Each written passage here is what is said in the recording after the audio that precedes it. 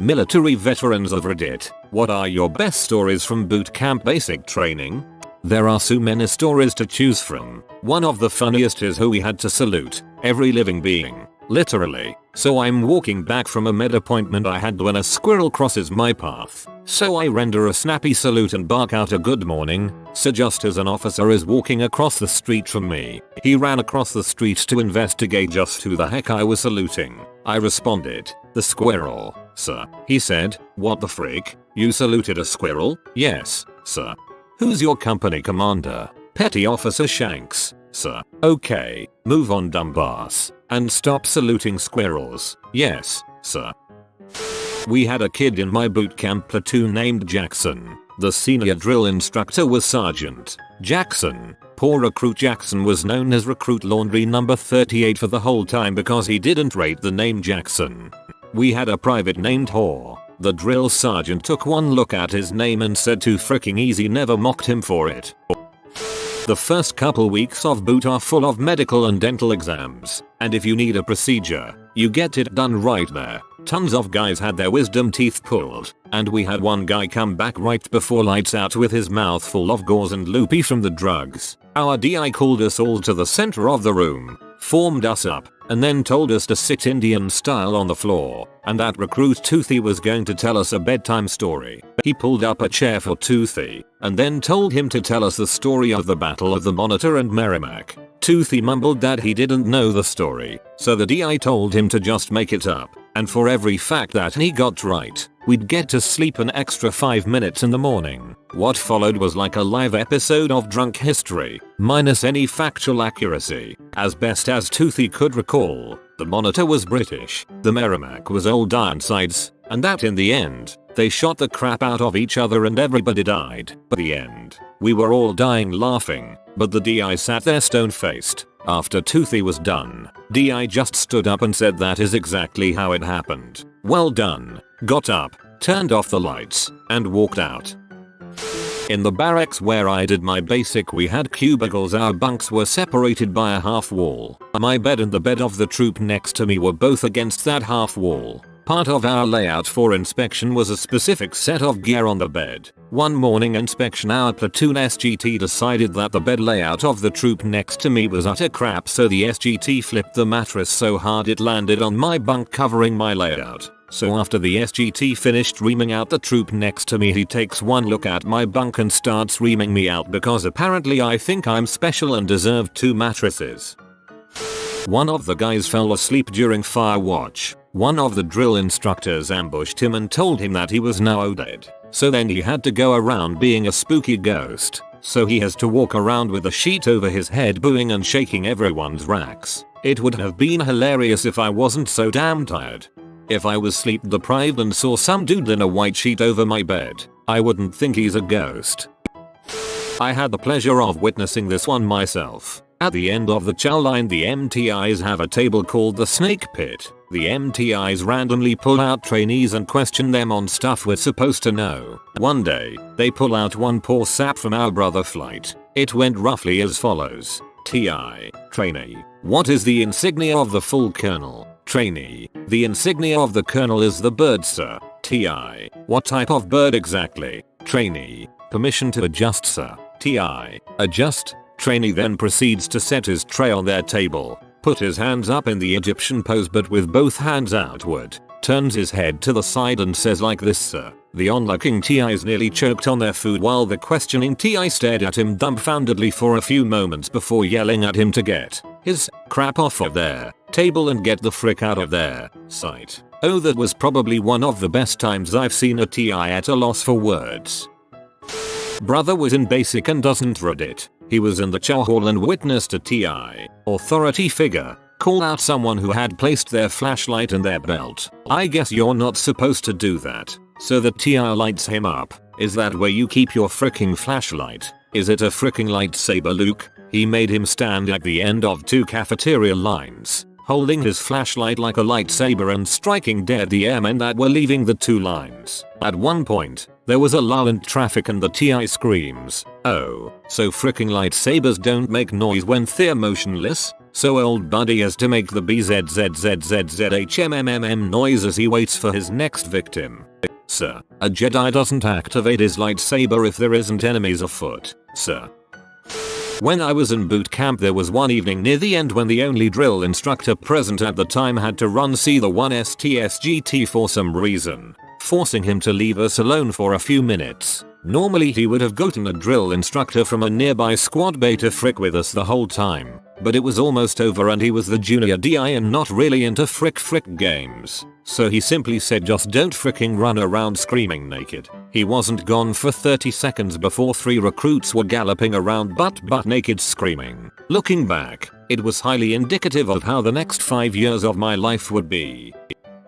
I'm an army vet. One morning in basic training, it was about midway through our 3-month cycle and we were lined up for breakfast chow. While waiting in line, we had to stand at parade rest in columns of 2 in our PT uniform. We couldn't move or anything at the risk of being pointed out and screamed at. The uniform consisted of somewhat black short shorts and a grey t-shirt that said army on the front. Well, 3 guys in front of me had one of those no reason boners and the drill sergeant caught him as he was trying to move to hide it away. He pulls him off to the side and starts screaming, "What is wrong with you, private? Why are your private saluting in the chow line?" Of course this yelling spread to the ears of 2 other drills and they came over as well. "Hey battle, come look at this. Hey, it is that crap, private." As this was said, they noticed and one drill sergeant bent down, face inches away from the full masked culprit and bellowed, "At ease. Private, you better get that crap in check." I entered into the building before I could hear anything else about it. To this day I still don't know how the drill sergeants went through that without so much as a smirk. I don't know what I'd do if someone shouted at ease directly at my morning erection. Nothing in life so far has prepared me for that. After the first breakfast there we headed back up to the compartment to get ready for the day. Arak yelled, "Portside 5-minute pump and dump." I whispered to my bunkmate, "I need a little more romance than that." Chief overheard me somehow and got up in my face. I had to follow him to the head, then stand in front of the mirror, point at the mirror and say, "You're an idiot." Then point back at myself and then say, "No, I'm an idiot." Forced to keep that up for 30 minutes. Will never forget most of the stupid stuff I did or said at basic in the Navy.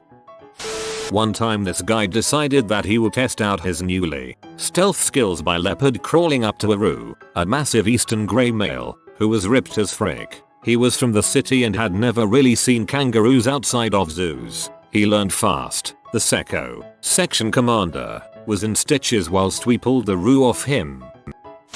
We had a drill sergeant make a private carry a branch everywhere she went so it would replenish all the oxygen she was wasting. We had a guy named Fitzwater. We called him Fatswater. We weren't just calling him just cause he was fat. He was a lazy piece of crap who was constantly pretending to be hurt to get out of work. Anyways, he got peed at us one day and said, "If anyone calls me Fatswater again I'm going to tell drill sergeant." Immediately the drill sergeant walks in and goes, "Hey, what's up, Fatswater?" A mother of one of the other privates sent him a photo of a drill sergeant trashing a locker, with a letter saying, "Hope your drill sergeant isn't as mean as this." It turned out that it was a picture of our drill sergeant. He had posted on Facebook that ended up going viral. She was just looking up pictures of drill sergeants and it just happened to be him.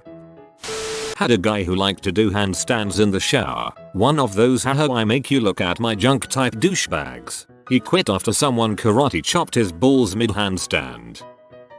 We had a guy who didn't want to wake up one morning, so the DS flipped him and his mattress on the floor. Plot twist B. Fuckwit had gotten us all smoked horribly the day prior, so one of the other guys sewed his blankets to his mattress. Dude couldn't get out if he wanted to. DS had to cut him out. A woman in my company was from Africa. She had a graduate degree in some science, so she was very smart, but some things were lost on her, especially figures of speech. When we were on the firing range we were told to keep the rifle up and down range, meaning no matter what way you were facing the end of the rifle was in the air and pointed down range. She didn't get that and swung her rifle all over the place. Everyone hit the ground. One of the drill sergeants yelled and asked her if her brain took a crap in her head. She didn't understand that either. When I was on Paris Island, we were drilling on the parade deck and this one recruit kept fricking up. Our drill instructor stopped us. stalked up to the recruit and started wearing him out. Gave him the classic DI, screaming in both ears, spit flying, smacking him in the face with his cover. Eventually, the recruit broke down and silent tears started streaming down his face. The DI took his finger, wiped a tear from the recruit's eye, and licked it, telling the recruit, "Now I own your soul." Freaking intense. One recruit in my platoon was getting eye-teared and the DI took his soul. Then, "I crap you not," the recruit responded with, "What soul, sir?" The DI let him go get back online. A cousin of mine was going through training for the Royal Australian Navy. They have leader cadets amongst their ranks, whom you must refer to as leader and not sir. One of these leaders was prowling about and asked my cousin if he was all sorted out. "Yes, sir," my cousin said on reflex. "What the frick did you say, cadet?" 20 push-ups, right now. My cousin, you should know, is a massive crap starer. Couldn't help himself. "Yes, sir," he says, getting down to do the push-ups. 50 fricking push-ups, the leader barks. The way he told me the story, the timing was just perfect.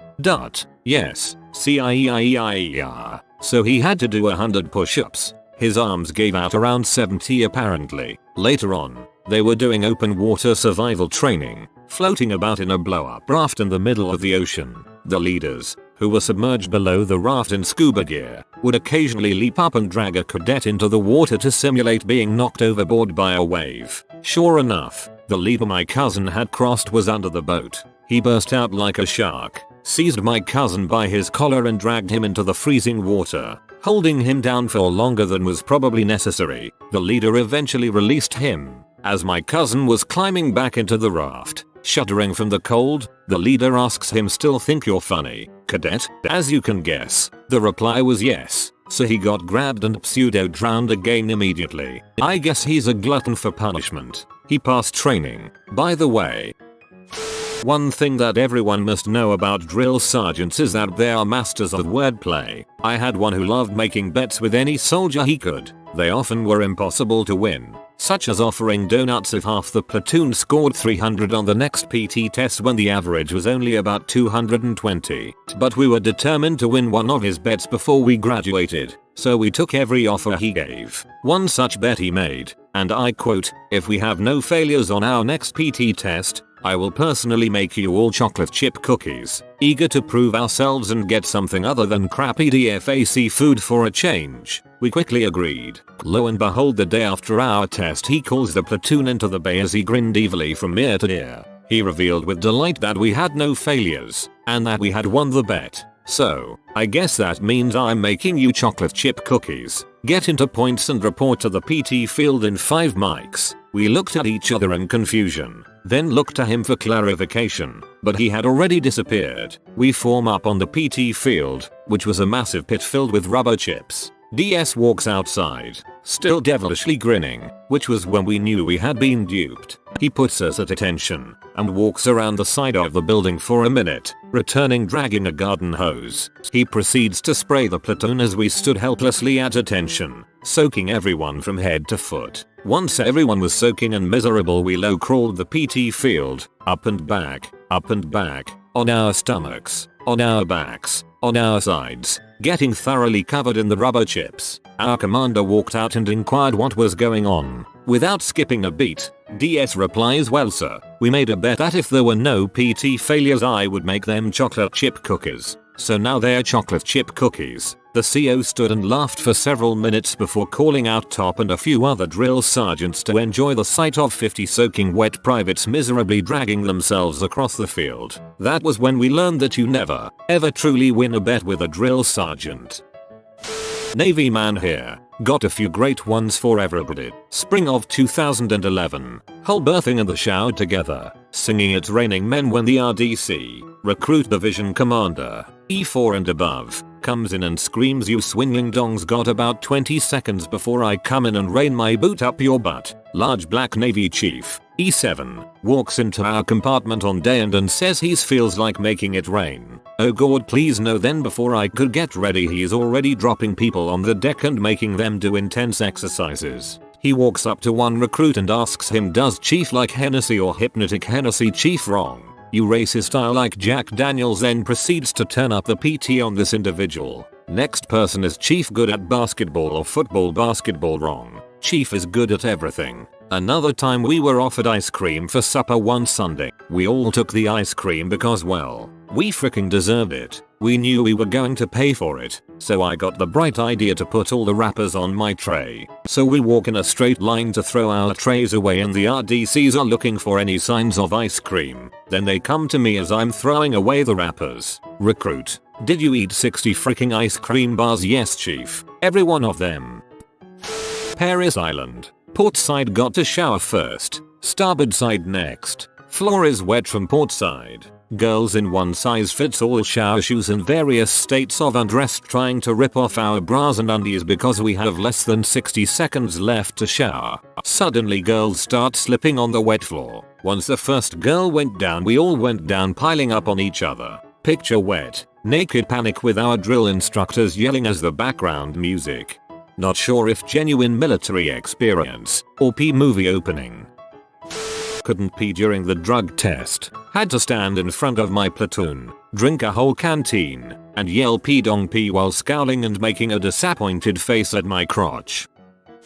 Probably the only fun night I had was basic. Was about in our third week. We were out in the field, doing training and staying out in the woods for a week, and one of our drill sergeants came up to us and told us he wanted us to steal the other company's guidon flag the company uses to identify themselves in front of formations. He equipped us with duct tape and rope, told us to give them heck. Once it became nightfall and soldiers had went in their tents to sleep, we made our move. We sneaked through the tree line and event found their night guard. We tackled them both to the ground and duct taped their mouths shut, then moved to a tree and tied them up. The search for the guidon began. We went through a bunch of tents, tying and sacking people until we finally found it. Once we got it, we ran back to our area and handed it to our drill sergeant. In reward, the following Sunday of us getting back, he let us sleep 2 hours in, which is a huge thing when you're always sleep deprived. There was a recruit who I'll call Private P. On the first day of basic training, our company was being briefed by the battalion commander and sergeant major. Private P stood up and announced that he wanted to quit. What followed was an absolute crap show. They wouldn't let him quit, and from then on he was a target of abuse from the drill sergeants and fellow recruits. Over time his behavior became more and more concerning. He always just stared off into space, wouldn't talk to anybody, and if anybody made fun of him, peed him off, he'd pull out his notebook. We were all required to have one and write something in it. One day after we had been at the rifle range to practice for qualification, we were inside the barracks conducting weapons maintenance when our senior drill sergeant told us to get the frick outside ASAP. We were put in formation and ordered to strip down for a search shakedown. Obviously we asked what was going on, and one of the senior drill sergeants held up a live round. Live rounds are never, ever supposed to leave the range in basic training, and grabbed Private P and brought him in front of the company. He was crying and the drill sergeant started screaming at him. We still didn't know exactly what had happened, and then the MPs came and took him away. Turns out he had smuggled 6 live rounds, and he had written in his notebook his plan to kill his 3 platoon drill sergeants, our company commander and first sergeant, and himself. We speculated he was never going to go through with it and just wanted to get kicked out, but you never know. That was the last we saw or heard of him. This is like a Full Metal Jacket alternate ending. You've been visited by the good sleep oinker. You will be blessed with cozy, restful sleeps, but only if you comment sleep type porker. If you are new to the channel, you can subscribe. I publish new videos every day. Until then, check another video, or don't. Either way, have a great day, you magnificent people.